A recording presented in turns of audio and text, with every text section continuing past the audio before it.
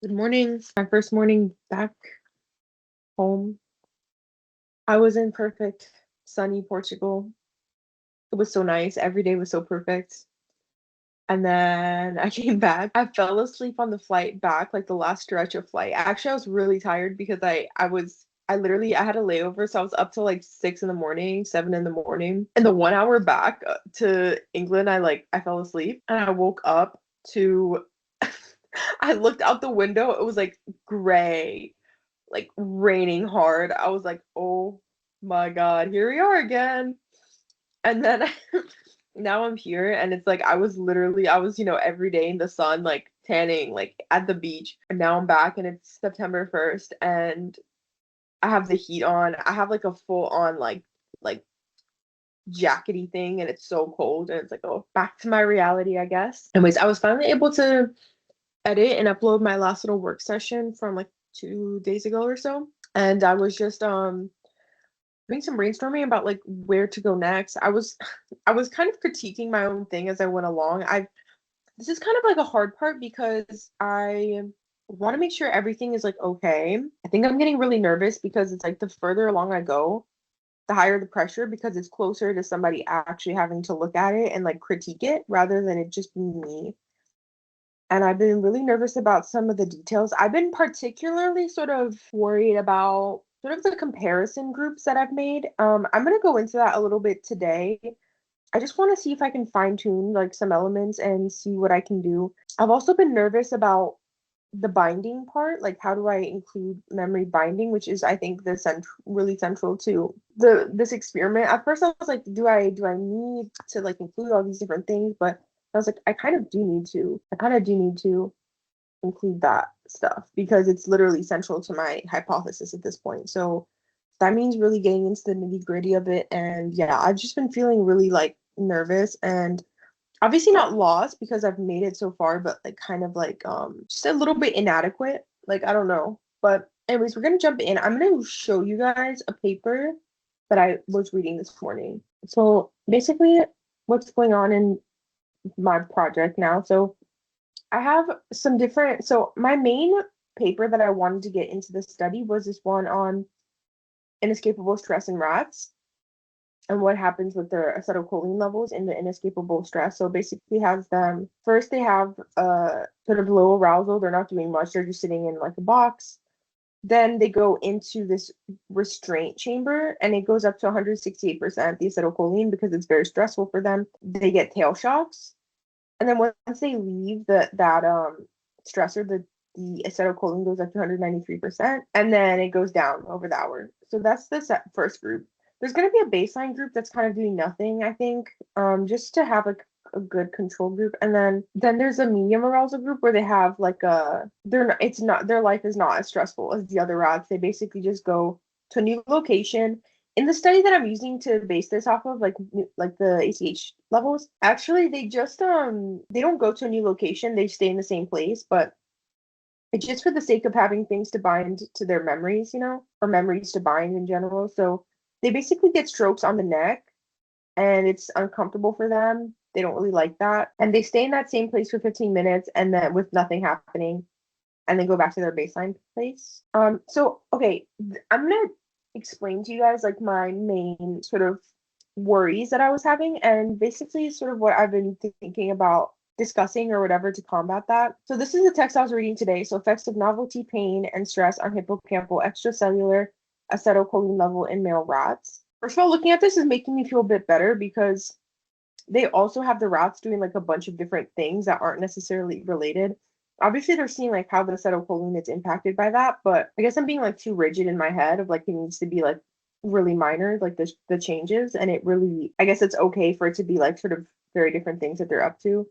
And mine aren't even that different. I'm trying to keep everything as consistent as I can, but I'm just saying what this paper was saying is that they basically looked at the effects. So it was a different type of rat, but I'm gonna assume that it doesn't make that big of a difference, to be honest with you. I'm not obviously not including this one in my study either, so I'm gonna speak about it, but it's not gonna be like like one of my experiments essentially. It's not gonna be based on this. So in the baseline phase, it's very similar to my baseline phase. Basically, the animals were kept in their home cage and samples were collected every 10 minutes. In the novelty phase, the animals were introduced into an open field, so just something new to explore. In the formalin test, they were basically given this injection. I don't actually understand what formalin does. So it just produces consistent pain, like the feelings a human has after injury. And then the last one was a restraint phase, so very similar to mine. They were basically immobilized with a band of medical tape. So they put some stuff over the animal's back and fixed it to the table. And then the others were just left undisturbed in the open fields. Very stressful for the poor rats. Again, I think one thing I'm seeing of like the potential of making of virtual rats is just like, my God, this is these poor rats. Like what? They literally tape them with like tape and stuff. Again, it's like it's I know it's important for medicine and it's important. So I'm not trying to be like make a whole argument about it, but it is just like poor little guys, you know? So then they looked at everything that was going on in all these rats and like how much ACH was releasing essentially. I feel like the more I read, the more nervous I get. I'm so nervous. So what they said is that actually all of the experiments, and all of the experiments basically when animal was in a new place, the ACH would go up significantly. And then the inhibitory, so basically, but when they had the thing that made them feel injured, the ACH I think actually didn't go up at all. Basically, acetylcholine is it starts to go off when it's time for you to sort of learn, or when you're in like a learning phase, an encoding phase, so you can learn from your environment. So they said that the ACH increase was basically like tied to that. So tied to like a almost like a perception of novelty, and because they perceived like they saw a novel thing, the ACH levels went up. But basically, but it did say at first I was really nervous when I read that at first because I was like, oh, what if what I'm reading right now? Obviously, they did mention in this paper that there is like a set sort of relationship between stress and acetylcholine. Like they acknowledge that and have seen that. Basically, and they did say that novelty is actually considered to be stressful. So it's not that the things that they're doing, it's like, oh, it's not just because it's a new thing. Like it is also that the novelty itself is stressful. Like seeing a new thing was like a stressor for the animal because obviously we're wired to want to be in like a almost in like consistency. We want to be in recognizable environments. Obviously, if you're an animal and you're in a new place, like there's a chance that that new place is going to have something that is like scary or something that could hurt you. So I do think that that's, we see that in humans. A lot of people stay in their comfort zone, right? Because doing new things is scary. So you see, there is evidence that stress transitory increases the release of ACH in hippocampus. And basically, these things combined would contribute to the increased ACH release. They did mention here that the thing is that I did actually see this in another study. I actually assume that they're referencing that exact study. Yes. Basically that when the animals were in restraint for 2 hours, even though you would think, oh, that's more stressful than the animals that were being restrained in the first study that I read, they were restrained for like 20 minutes. But actually, at about the 30 to 40-minute mark, after they were in the restraint, like actually the ACH level started to decrease all the way to baseline to like till the end of the restraint. And then when they were released, the amount went up again. So I mentioned this in the last video, but or maybe the video before, but I mean obviously I think they just got used to being there and it wasn't like the stressor that it was in the beginning. So the ACH increase is not necessarily related to the restraint, but to the adaptation of the animal to a new situation. So and they did say that in their study, basically the lack of an increase in acetylcholine release during restraint could be attributed to the experimental procedure, which didn't necessarily put the animal in a new situation. Just sort of they got tied up. That's it. I'm surprised still that that wasn't necessarily considered novel because they weren't like what is this? Like, why are we tied up? But I guess they didn't really care. I also found this interesting that they carried, so usually in these studies, like they have a period of time where the animal is in the light and then a period of time where the animal is in the dark. So this is simulate like a day. So for example, 12 hours in the light, 12 hours in the dark. most of the experiments had all of this going, like they experimented everything in the light period. So when the animals would be like, I guess there was light on, like almost like the day for them. But they did everything in the dark period. Wait, I'm a bit confused. Actually, I'm gonna ask ChatGPT questions about that. So they said that they thought that maybe the ACH increase during restraint in the other studies could be explained by the fact that the animals were always tested in the light period. Is that when they should be resting? Actually, maybe this is why we have to ask questions because I don't know about rats to the same degree. Maybe the night is actually usually when they are like doing stuff anyways. So we're gonna put this into ChatGPT and we're gonna ask some questions. But basically, this actually made me feel a bit better about my study because basically I was worried for a minute there that it wasn't saying enough about essentially like trauma, but I don't think that that's true. I think it's still saying something about trauma, even if it's the novelty of the trauma that's causing the high ACH, because obviously, like, let's say, like, people, when you're in a traumatic situation, you're usually experiencing something that you would never expect to experience. For example, like a car accident or something like that. So, obviously, that's something like extremely like arousing, something that takes like a lot of learning. So, I mean, they did also say that it was still like tied to the stress, but obviously, like, it doesn't necessarily mean anything. And actually, I think it helps my project because I can make a little bit more of a claim about that, and particularly mention why it's still okay for me to compare the restraint one to that other one because it's not about whether it's a restraint or whether it's another type of stressor, but more about the novelty element, I think. So, as long as they're sort of in a novel environment, it's okay, you know? So that just gave me a little bit more information about how to like explain my method a little bit, I think, and just more about the mechanisms of ACH. Okay, so the light phase is actually their rest period. I guess rats are nocturnal. So restrained stress probably produced those increases in ACH because they would be learning anyways. So I guess like that's like if someone woke you up in the middle of the night and put you in a new location, you'd be like, what is going on? So that's why they were saying that. But that's okay because I'm talking about trauma. So I mean, in a way that is like that's kind of a trauma. It's like they were like snatched up in the night and put in a box. I feel like my ability to make these sorts of to have these thought processes about my own work has increased significantly. Like I feel like I can make these kinds of like observations and judgments so much better. I feel like I used to have to rely on ChatGPT to sort of, well, not rely on it. I feel like I made a lot of judgments about the things I understood well, but I just feel like I'm making better, like I'm understanding better as I go along, like how to make judgment calls about my experiment. I guess I'm just maybe understanding ACH better as I go along too. So like for example, the fact that like it's okay that it's a novelty thing, or stuff like that. My ACH level recently must be crazy because this has genuinely been one of the most learning intensive times of my life, and I've not even been at school. Like, I've learned so much, actually. It's insane. I feel like I've just gotten better at learning. But, anyways, that's not what we're here for. The other thing that I kind of thought was at first I was worried a bit because obviously, so for my method, this is the thing is that for this restraint group, after they left the stressor, they had a period of time where they had a strong increase in acetylcholine. And actually the other group that was in restraint, they also, even though there it wasn't like they for this one the acetylcholine never fully went down because they were getting tail shocks. So because they were getting tail shocks the whole time, they never it like I guess it stayed at least mildly stressful the full time. And then when they left, it increased by a lot. But actually, let me pull up my little table.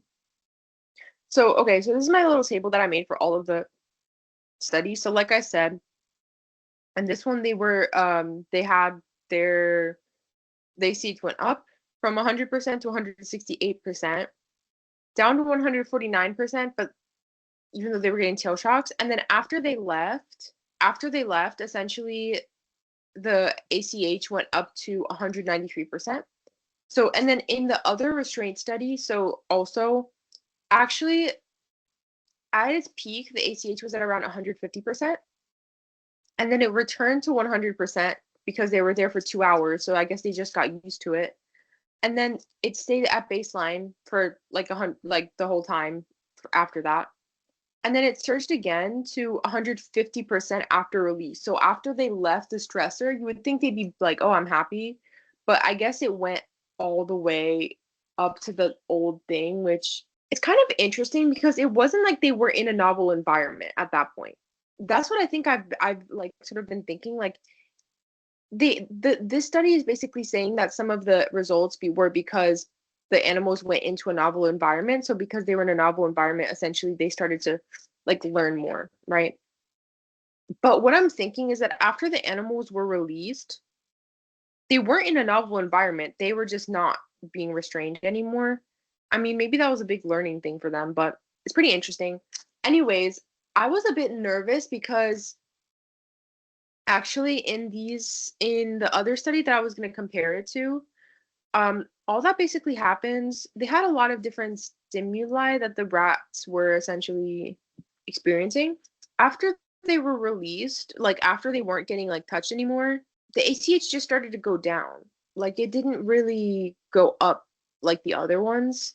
I was a bit nervous that basically I was like, maybe this increase after release has to do with the restraint stress, if that makes sense. So maybe that's something unique to restraint, and maybe that's why that's happening, and not because the acetylcholine levels are high, or like not because it's like a stress, it's like something inherent to stress. So that made me a bit nervous, but this is like a little bit of like a hard point. Like, is it a high stress thing or is it like a medium stress thing? So, but actually, I think that goes back to something that we learned. I keep bringing up, but actually, when the animals were in high stress, it actually changed the way their brain learned in a way that's almost contradictory to how it's meant to learn with a high ACH. So usually, as ACH is going up, the excitation is also sort of going up because your brain is learning more. So even though the ACH was high, basically, it actually in these situations it didn't translate into stronger excitatory transmission. The CA1 was actually suppressed after stress, and that even though the ACH was really high during the stress, it might have been capped by these inhibitory influences. So that's like, for example, like stress hormones and things. And then after stress, even though the ACH was high during the stress or after the stressor, the plasticity may be decreased. So that is a trauma specific thing. I'm going to actually ask ChatGPT if that's maybe the correct answer. And then, so what I'm thinking is that even for the other rats, it wasn't as much of a stressor, maybe. And so then the maybe they didn't have this effect, and so after they released, I don't really know, honestly. I'm gonna like see if that is a possibility. I'm just worried about incorporating something that's like inappropriate or something that's not necessarily comparable the way you would think it would be. Because actually in the study that I just read, like I just showed you guys, it said that actually like they didn't see as much of an increase in ACH during restraint at all. Like they didn't really see that compared to like the novelty group. I think the novelty group had more of that effect. So it shows that it's not obviously it's not about the restraint itself, but about the fact that the restraint was stressful. Because actually in another situation where the restraint, like I mean, obviously I think it went up at first because they were in a new place, but well let's see. I said in another video when I was analyzing this that I was thinking of like a tiger, with a rat in its mouth. I do kind of think that that's why that happened, but obviously I can't can't prove that. I don't know. It's funny you did all these studies were done in like the mid to late 90s. So I guess everyone got really interested in it for a minute and then it didn't like nothing really that exciting came from it maybe. I don't know. Basically says that after the animals are moving around, basically they can like that might make ACH go up. My intuition is right. So if the surgeon release was purely a novelty effect, it shouldn't happen because they're not in a new environment. And actually the study where they had this happen at night, so when the animals would be like processing stuff anyways, they didn't see that effect. Basically, more likely the explanation is a stress specific mechanism. So Cholinergic neurons are physically engaged at the onset and offset of a stressful state, independent of novelty. And that's why the post-release surge can coexist with depressed synaptic efficacy. It's not a learning signal, it's an arousal slash stress recovery signal. So that surge marks the transition out of an aversive state coupled with movement arousal, not contextual coding. I want to know, like, can I assume that this doesn't happen in the tactile stimulation study because it's not as stressful? Even though the percentages were not that far off from each other, I do think that the touching was more of medium arousal. Basically, it said that obviously, so the study didn't have that extra surge at the offset, so the curve just decayed. So they kind of just learned, and then the learning just like went away. Like they were learning, and then they stopped learning, even though it wasn't like a good. They weren't like happy that was happening, but it did. But it did like it wasn't as I guess as useful. So that means that my final question, because of like in this thought process, and so then can I just assume that high stress would like essentially lead to that what like messed up excitability and depression. And then so like a range or like a scale. I don't know quite how to put it. Then that way I can solidly say like if it hits about this peak in terms of arousal, like that starts to happen. And then this makes it better, like a better makes it easier to like explain, I assume. This is good actually that I read this text because now I can like sort of what's the word? Like really tear into some of these little pieces and like explore them on a deeper scale. Yeah, so basically this show, so in a low to moderate arousal, it basically so TH rises, this the excitability is normal, and then there's no rebound surge. What's interesting is that they're calling the restraint with no shock a moderate stressor, but that's wrong because the the stress didn't go up during the shocks at all. But I guess that probably made it more stressful because they were in that high ACH phase over like a longer period of time. I would assume, and I do think that goes well with how trauma works, but maybe if they had just been restrained, but then it just like nothing happened from that point, they wouldn't really be like that shocked. So that's like that 2 hour group. They were in a restraint for 2 hours. They also had an increase after they left. ACH may surge again, but excitability still doesn't rise. But I see this why this would be more stressful. This is the thing is that actually in this group, so when they were in the restraint for 2 hours, obviously it went down completely, and then it went back up, but to like the same amount as when they went in. So I guess it was like not as insane to them. But in the one with the tail shocks, after they left, it not only went up, but it went up to 193%, which is very, very high. So can you like let me have it write those rules for me? Can you write so slow. It's so slow. It doesn't even matter that I paid for Pro. That's the annoying thing. Or like Plus. I feel like it's because I'm not even asking it as many questions, but I'm asking it big questions. And like within a few days, like it's not working the way that it should, which is really irritating because like I want that's like my way of keeping the things organized, you know? And it's also annoying because I'm doing something so complex that has required such extended like levels of conversation, and it's like now I have to keep putting in that like effort to sort of re-explain everything to the next chat GPT like chat. I need to figure out how memory works in chat GPT so I can see like can I just does it will it remember from other chats? I don't know. I don't know what I'm doing for my birthday. Very important. This is more the most important question of this video. What do I do for my birthday? I have no idea. I don't feel like taking a whole nother trip because I don't want to spend any more money. I need to figure out like a birthday activity. I'm actually buying tickets as long as they're still going on. I want to go to the Princess Nokia concert in London. So I need to buy those tickets, but it's not going to be on my birthday. That's the annoying thing. So it's like, okay, what do I do for my actual birthday then? I'm just getting nervous that this isn't good enough. There's like so many moving parts to this. There's so many moving parts. It's so crazy. Should we take a break and figure out what to do on my birthday? Yeah, let's do it. What do I do? I'm so excited for Princess Nokia though. Dude, it's gonna be so good. I've listened to her since I was in high school. Like I was like, I don't know, 15. and she's one of my favorites. So yeah, and I love her energy too.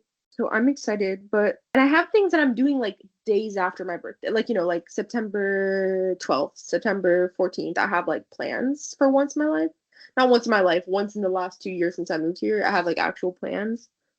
But it's like, okay, but on my birthday though, I could go to the movies. Sorry, I know this is so off topic, but it's like I'm so locked in on this project that I haven't even considered. I've only literally like yesterday was I like, wait a minute.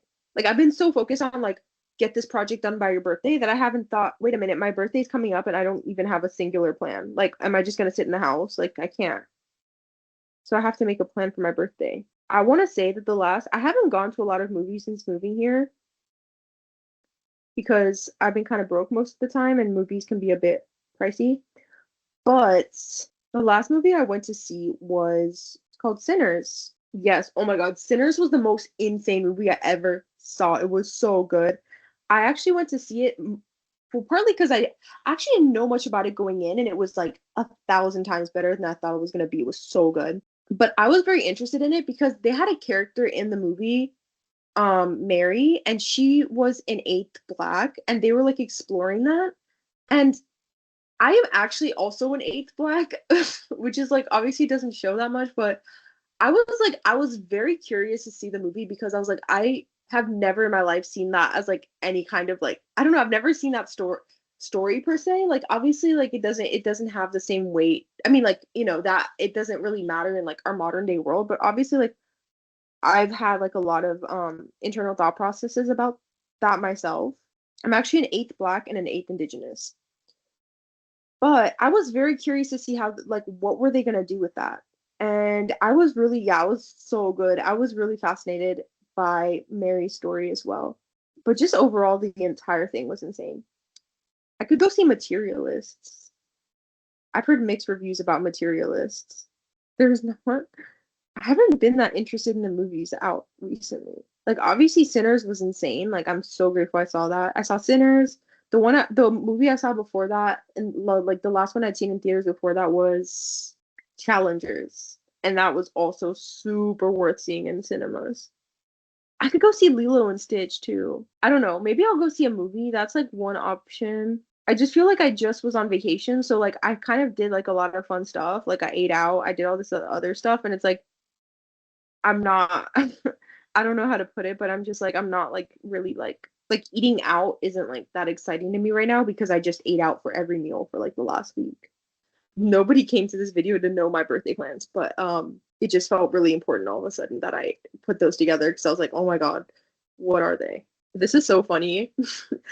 So the first time I ever came to London, again, literally like I feel like I'm like doing this like I'm doing this project and it's like okay, like we're going so deep with it and then it's like okay, now I'm gonna tell you about something completely on it. Like nobody asked this. Anyways, when I first came to London, basically this was so funny. I stayed at a hostel and I met this girl. I was like just trying to make friends, like just making like any friends, whatever. And basically she was telling me how hyped she was because she went to see Magic Mike and she was telling me all about it, how good it was. I literally met her that day. Okay, literally, I'd never spoken to her before, and she starts telling me all about how much she loved Magic Mike. And then I make these plans with her, and my sister was also in London. This is literally my first time ever in London, and so my sister was there too. And so all three of us go to the British Museum this is my first time going to the British Museum, and she comes with us, and she was telling us again about Magic Mike, and she was trying to the whole way there she was trying to get more tickets to Magic Mike and she had this kind of like website that she was using to get like special tickets like or like cheap tickets and then we're walking around the museum and halfway through the museum she basically is like oh my God, I got Magic Mike tickets and she was like she had to go right then like it was like she had to leave immediately to go to see Magic Mike for the second time on her trip and I was like she's so real for that, honestly she's so real for that. So I was gonna be like, oh, I should go see Magic Mike, but I didn't give the context for why that would be like funny and not me being seriously like I'm gonna go see Magic Mike. I've never gone to see Magic Mike. I'm gonna be dead honest. I'm not that interested, but she made it sound like it was like the most amazing thing in the world. So Maybe I'm missing out. I feel like going to find an activity to do, it's like this balance between like, am I going to an activity that I actually enjoy? Or am I forcing myself to go do an activity just because I feel like I should do an activity, and then I'm just gonna be sitting there like forcing my way through the activity? Like, you know what I mean? Where you're like, I should go see a play because plays are like a good thing to do for like mental enrichment. Then I'm just gonna find some like esteemed play to go to, and it's like, do I actually want to go to a play, or am I just forcing myself to like do some kind of enrichment activity? You get what I mean? Where it's like you're ironically making like a chore for yourself. Also, I get such bad overstimulation. It's so annoying. So it's like I also have to balance the fact that I don't want to force myself to have a bad day as well. It's like, I don't want to force myself to have a bad day on my own birthday. One of the coolest things I ever did, I want to do this again so bad. Next time I go to New York, I'm there immediately. It was so cool. I'd never gone to one of these before, but in New York, they have this. I'm gonna link it below because it was so good. It was actually so cool. Basically, it was like this Korean spa thing, but they had like all these different like you know what? I'm gonna show it to you guys. And then I swear we're gonna get back to work. Okay, but it's like this is my birthday break. This is free advertisement for them. I paid like nothing on Groupon to go here. 100% recommend them. Okay, they have a special shuttle that will literally take you out there. Like they've thought of everything. I think this is it. Okay, free advertising. This place was so cool. So basically they have a bunch of different, so you go in, okay. They give you like robes, they give you everything. They have a room that's like baths, and it's like by gender. So you go in and you take a little bath. They have like a little hot tubs. They have like a sauna type thing. And then basically then you go into the next room and they have all these different saunas, but they're like these really traditional Korean ones, and they have all these different types. Like they have one that's like salt, and they have one that's like what? It's like they had one that was like pure amethyst in there, and basically all of the different ones essentially like they're so cool. Basically, they have like different ones have different like effects or whatever, and you can basically I it was so cheap on Groupon. Or I don't know if it was Groupon or they had some kind of deal, but I got it so cheap. And yeah, it was really, really cool. You can just spend the day there and just essentially go to all these different like cool saunas that they have in there. Um, like you see, it's like this really traditional Korean spot, and it's technically New Jersey, but you can take a shuttle from New York. Look how it was so pretty. And they also have like a kitchen area where they sell like Korean food. Look how cool this is, dude. It was literally like the coolest thing ever. I want that equivalent for London, but there is none. Honestly, there's nowhere like New York. I'm gonna be like straight up. I love New York actually. London and New York are so extremely different, but there's really nowhere like New York when it comes to stuff like this. But I'll see, maybe there's like an equivalent Groupon thing for my birthday. Okay, we're done. We're done. Back to being really serious. So the next thing that I need to include is binding. Okay, what do we know so far about binding? This is the part that's like really nerve-wracking. We're gonna go back to some of the memories that basically ChatGPT had written up for me.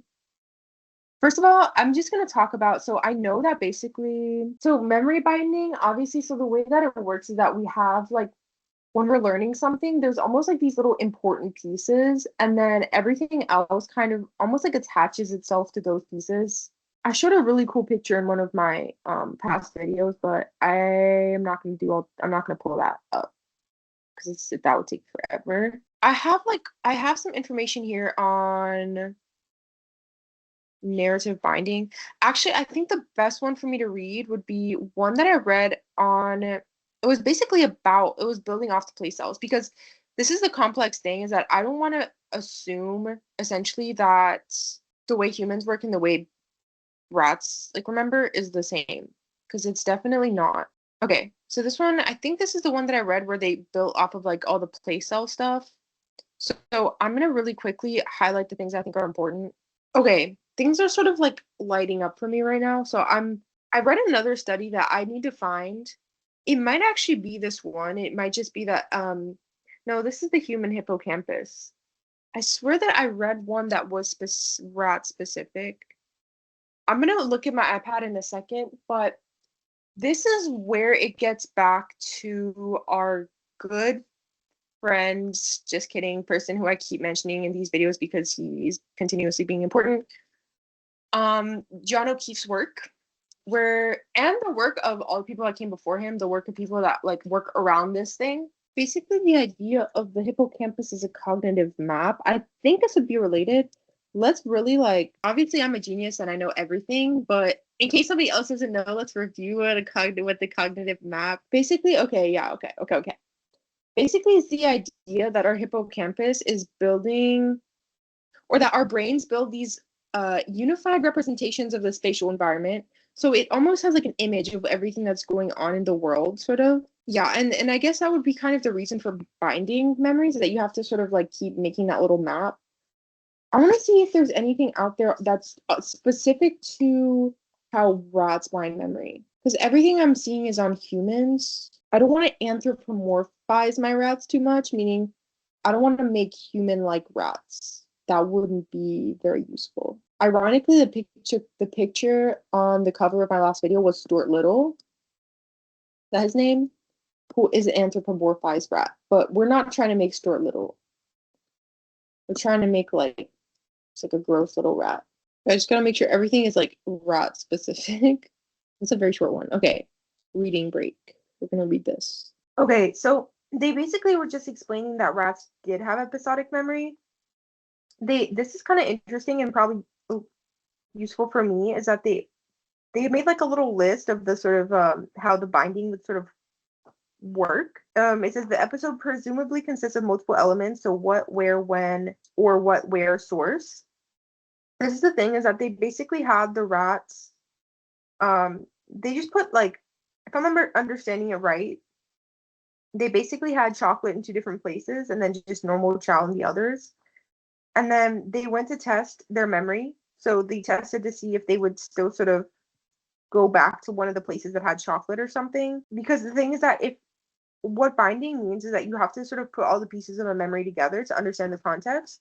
So basically, if they can't put all the pieces together, then it's going to be significantly harder for them to remember something that takes like more information. So for example, there's chocolate in this room and I like the chocolate, so I should go to the chocolate in this room rather than like just chocolate like room. Then it's like it would be very hard for them to find the chocolate again, right? So if they didn't have bound memories, basically they wouldn't be able, it would be very, very difficult for them to like find those places again. But because they do have memory binding, but because it would be very hard for them to find those places again. But because they do have memory binding, it's like it's they not only were able to remember it again, but they were able to remember it at long delays. So like a good significant amount like of time later. And that binding of multiple cues may increase the durability of memory for a unique episode beyond that which would one feature alone. So it's easier for them to remember something like chocolate that I really, really like in that room, which I think is an arousal thing as well, obviously, versus just like my food. Like it's easier. If it's not bound, then it's harder for people to like, for rats to remember it. So I do think that goes into like the arousal stuff that I've been learning. So that's good that they have it. So I'm gonna just oh my gosh. I want to keep with this sort of format. Oh my gosh. Maybe what, where, source. We're gonna run this updated with everything that I have one time before this, like for the end of this video. Like that's gonna be the end of it for now. What I need to actually do is I have quite a few papers that I need to still upload onto that literature review document, and I've been reading more, so I don't want to get too far off. Like I don't want to not have that done. So I'm actually going to take some time to put that stuff to upload some of my papers that were on binding, and I won't come back until I have a little bit more information, I think. But we're gonna add this first and try to run it in Mango and see what it's gonna look like. Probably nothing even still. So, okay, I've given it like a lot more information and asked it to write the code again. Instead of that fragmentation index thing, I basically asked it if it can just have the code, like the little output, essentially make like a list of what each of the rats like replayed during the consolidation. So we're gonna open Mango again. It's still not gonna be perfect because I have much more to add. I'm very curious to see what it's gonna do. My ChatGPT also crashes so much. I'm asking it too many questions that it's like on my refurbished little laptop. It's like, no, I don't want to answer this for you. This has been one of the most insane periods of my life. Also, because I feel like I'm gonna be honest, I feel like I'm so used to my life being like, okay, what bad thing is gonna come next? Or like I feel like I developed that mentality because I had like a lot of stuff happen in like a span of time, and like I think I was just like okay, just sucky thing after sucky thing. Now what's the next sucky thing, right?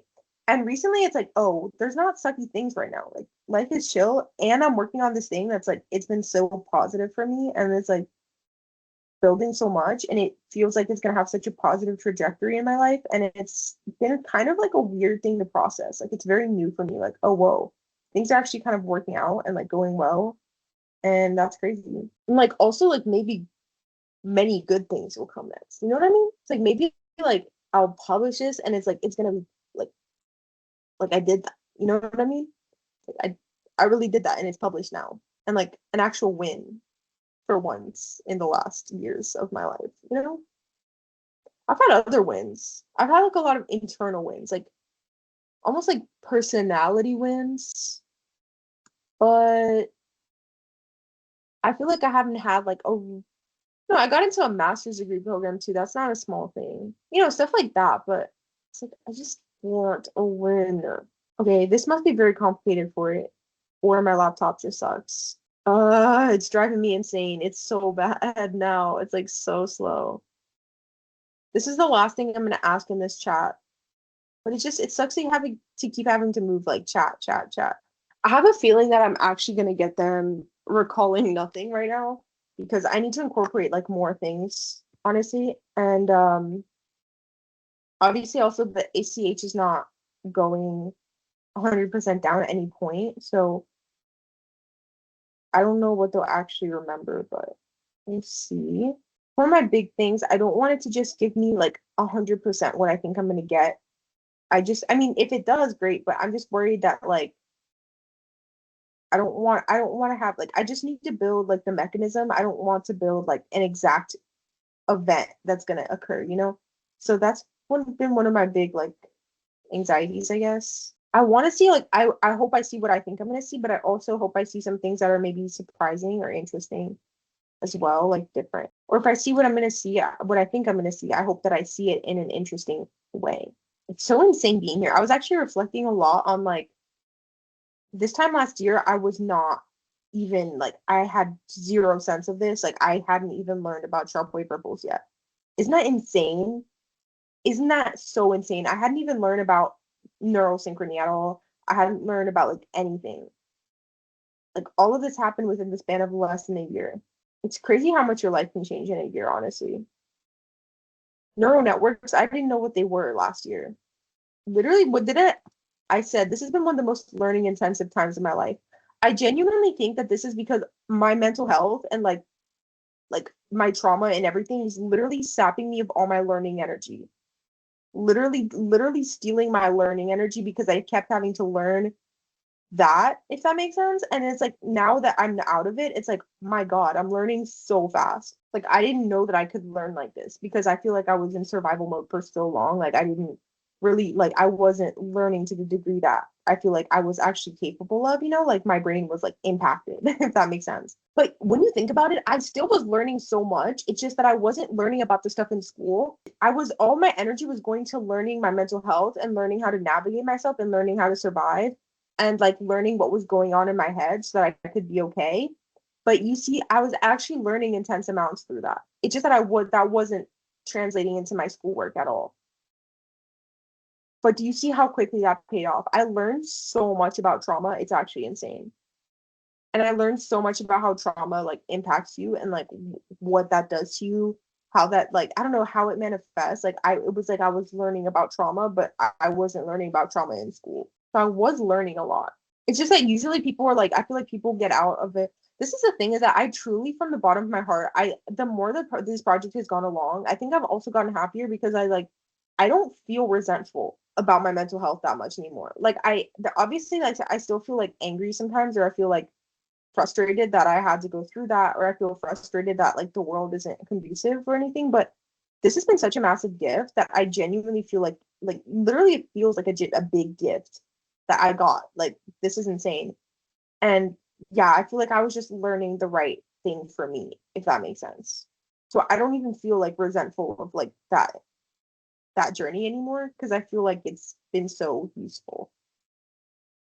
I mean, I would feel resentful of the people that did it, but you know what I'm saying. It's like I don't feel like sometimes I think people like they exactly like you leave a situation and you're like people like rightfully so feel really like frustrated and impacted, like, oh, that's years of my life gone, like okay, it's cool that you learned about trauma, but usually that doesn't really translate into anything except like, well, at least I'm a wise person. At least I can give people good advice. That's I think a lot of people who go through trauma feel that way about like, at least I got that. But I will say that this I actually am using this in such a good context that I feel like I I don't know, it's useful to me like by a lot. Like I'm actually like growing with it a lot, if that makes sense. Like it's not just like you know, I didn't waste any time. Like it actually constricted the amount of time that I would need to do stuff. It's like, oh, I learned faster. But that's my luck of having the actual like academic interest.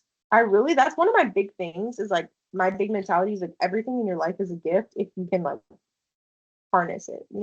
Once I heal more, I'm literally going to be too powerful. It's going to be insane. Like, obviously, I still have so much healing to do, but it's like I feel more powerful the more I heal to like a ridiculous degree. Like, I feel too powerful sometimes.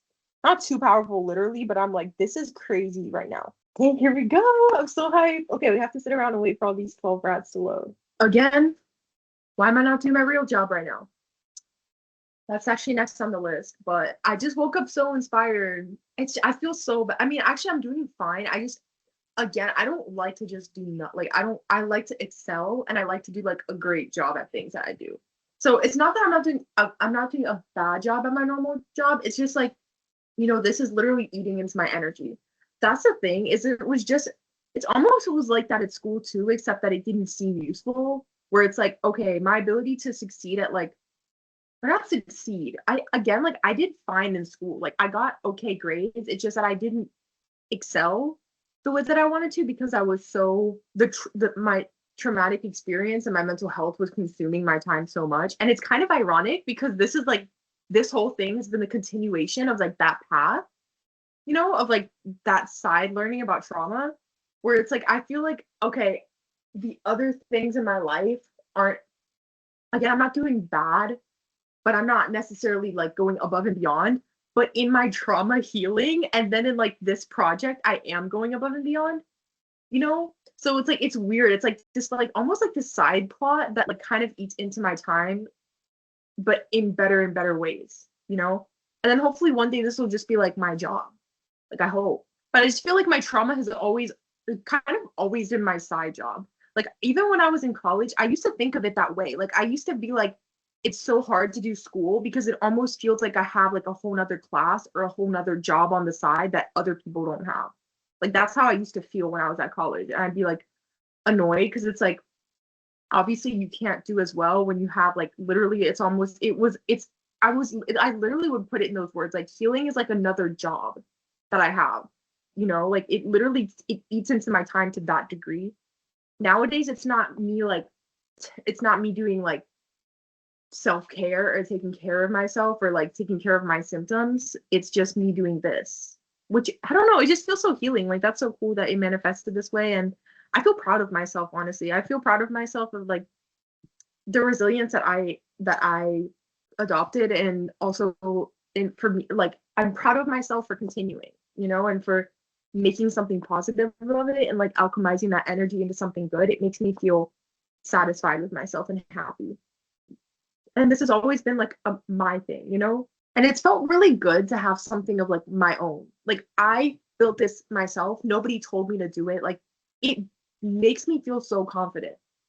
You know what I mean? Almost like it's like every time I would go to palm readers, like over the last few years, they always told me that I'd be an entrepreneur.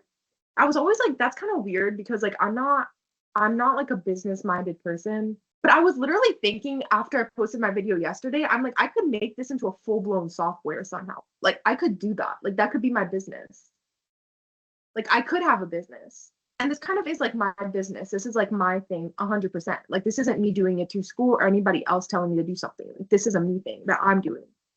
And I could keep learning and like building it myself, which is pretty cool. But yes, I was always told every time I went to a prom leader, they told me that I was going to be like a very successful, and they said I was not going to be too rich, but I was going to be like comfortable, like very comfortably like like rich but not too rich, which is my goal. I never want to become a billionaire. That's my number one goal, like financial wise, is that I hope to never become a billionaire ever, ever, ever. No matter how successful I get, I don't think that you can ethically become a billionaire. So I'll always do everything in my power to not. I won't, like literally I'll make it impossible for myself. But I do think I was like, this could literally be a full-blown software if I learned how to actually do this. Like I don't know how to code yet, but you get me? Like I could definitely build off of this and be my tech millionaire era. Tech billionaire? No. Tech millionaire. I don't mind it. Tech millionaire I could do. Could work in like mental health tech, you know? I can see it for myself. It's not ever what I would have imagined for myself when I was younger, but like now I'm seeing the vision. I'm seeing it. You know? Like I could do it. Even tech hundreds of thousandaires. Is that a thing? That tech hundreds of thousands there would already be a step up from my personal from my personal life. Our last rats. Again, I'm not expecting anything crazy yet, because I haven't like fine-tuned anything at all. So it's like extremely unfinished, but curious. Okay, look at this. Look at this. Okay, they remembered everything. So this is everything that they remembered over that course of time. So rat 1, this is actually getting insane. I'm not gonna lie. Wait, this is everything that rat 1 remembered. But it seems like, yeah, there's some stuff off, like, and it shows their ACH peak. So that one went to 193. This one went to 195. But they haven't even moved from place to place. Everything is just pressure, restraint, and tube. So I guess the whole time they were just in the restraint. Like there was no storyline. But then here they were at home. So I guess they went different places. So they started where? In the restraint with shock. Oh, because there's a shock every minute. And then they went home. I like that there's already like there's that variety in ACH. I like that they have the different memories. See, it's nice. This one, the peak went all the way down to like 1.85. This one's a 1.87. Right now, their memory's not being impacted like at all. But I think I haven't really gone into detail about what, like, that's why the binding stuff is, I think, important. The binding stuff is going to be important because it'll say like what's most likely to encode and how are the memories going to bind. And then also, for example, like, I need to make sure that it knows that, like, okay, the consolidation can only happen at like X amount of like ACH if it's not at that amount. So maybe it would be good to ask it next time to tell me like at each point, like basically give me a summary of each section of the experiment. What was replayed, and like they can only basically replay or like consolidate during the lowest times, and how high was the ACH at each point, because right now it just shows me the peak, but like, for example, how high was the ACH right here? How high was it right here? But okay, that's going to be the end of my work session for right now, because I think this is already too long, really. But yes, how interesting this is developing. And this is more what I wanted to see from like the results sort of section. I obviously can make it. I might think about like all the different things that I'd want to see, like all the different like outputs I wanted to have, sort of like what like comparing them, all these different things. I can honestly even do that myself, but it's cool that it does it for you. So I like, why not? Might as well. Then I have things to copy paste into my actual research paper. But yeah, I'm still not obviously getting any kind of result or any kind of impact in memory, but I think that comes down to some of the changes that I'm going to make over the next few days, I hope. But whoa, we got a lot closer. Like this is actually getting like much closer over time, which is cool. Yeah. Okay, bye.